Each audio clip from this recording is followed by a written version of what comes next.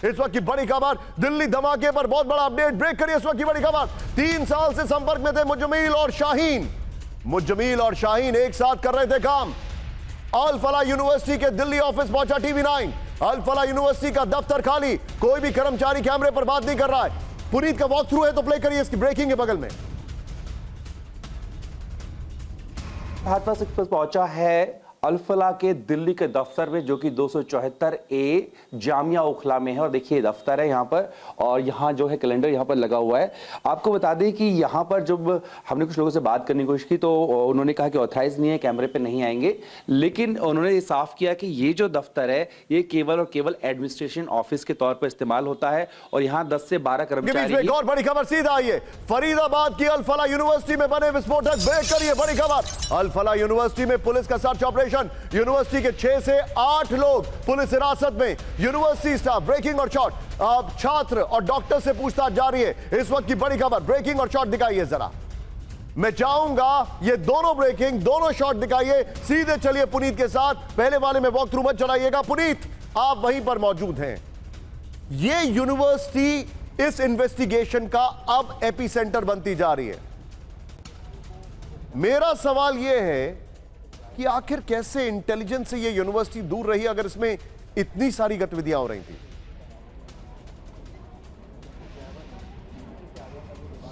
देखिए बिल्कुल, अल फलाह यूनिवर्सिटी से 3 डॉक्टर गिरफ्तार किए गए हैं, मुजम्मिल, शाहीन और डॉक्टर उमर। और ये तीनों कहीं ना कहीं दिल्ली के ब्लास्ट में सीधा हाथ इनका होने की अभी जो प्राइम सस्पेक्ट है वो है। फिलहाल मुजम्मिल के निशानदेही पर ही 2900 किलो जो विस्फोटक है वो बरामद किया। अब यहाँ पर एक बहुत बड़ी बात सोचने की है, अगर सुबह सोमवार की 2900 किलो विस्फोटक फरीदाबाद से बरामद किया जाता है और उसके बाद शाम को जो डॉक्टर उमर है वो दिल्ली में ब्लास्ट कर देता है उसी जो विस्फोटक से, तो आप सोचिए कि कहीं ना कहीं और भी जगह विस्फोटक उसने जरूर रखे होंगे, क्योंकि वो पैनिक में आ गया ऐसे सूत्र बता रहे हैं, और उसके बाद उसने शाम को विस्फोट कर दिया। तो क्या कहीं और भी जगह ऐसी हैं जहां पर विस्फोटक रखे हो सकते हैं? क्या कोई और स्लीपर सेल है जो इस तरीके के आतंकी हमलों को अंजाम दे सकता है? वो तो गनीमत इस बात की रही कि 2900 किलो जो विस्फोटक था वो पुलिस ने जब्त कर लिया, और इस पूरे मामले में इन तीनों डॉक्टर्स को गिरफ्तार किया है।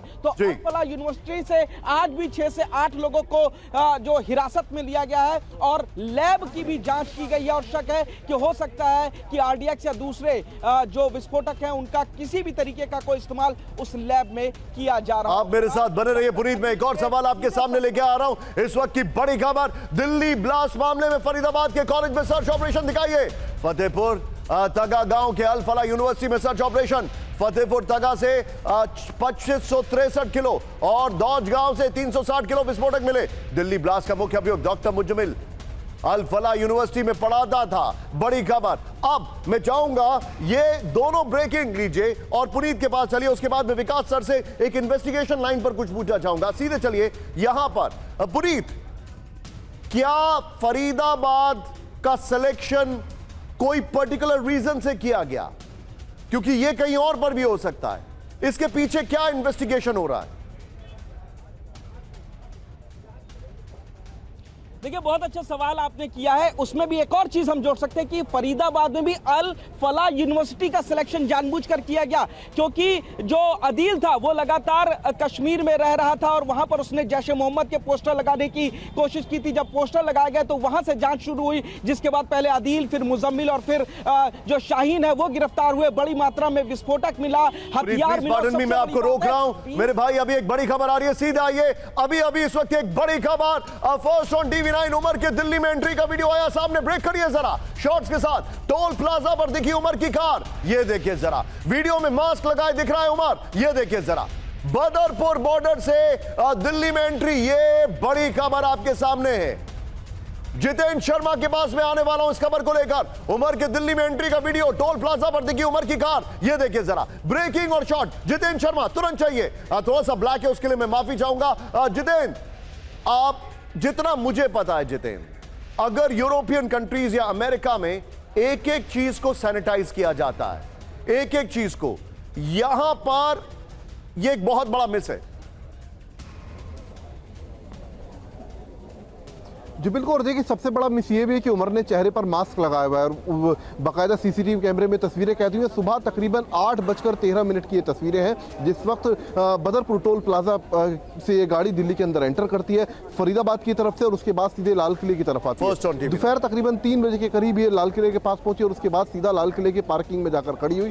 तकरीबन 3.5 घंटे तक लाल किले की पार्किंग में खड़ी रही और उसके बाद 6:22 पर गाड़ी बाहर निकलती है और 6:48 पर धमाका हो जाता है। तो ये पूरी टाइमलाइन थी और ये सुबह 8:13 का सीसीटीवी फुटेज है बदरपुर टोल प्लाजा का, जिसमें साफ तौर पर देखा जा सकता है उमर गाड़ी के अंदर बैठा हुआ है, चेहरे पर मास्क लगाया हुआ है और आराम से बिना किसी फिक्र के वो टोल प्लाजा पर पैसे देता है और आराम से वहां से दिल्ली की तरफ एंट्री भी कर जाता है। जी आप जो बता रहे हैं एक बार फिर से मैं खबर दिखाना चाहूंगा। फुल स्क्रीन ब्रेकिंग और शॉट दिखाइए इस वक्त की बड़ी खबर। ये देखिए यही खबर दिखाई है जो आपके सामने आ रही है। उमर के दिल्ली में एंट्री का वीडियो आया सामने। ब्रेकिंग और शॉट फर्स्ट ऑन TV9। ये देखिए जरा।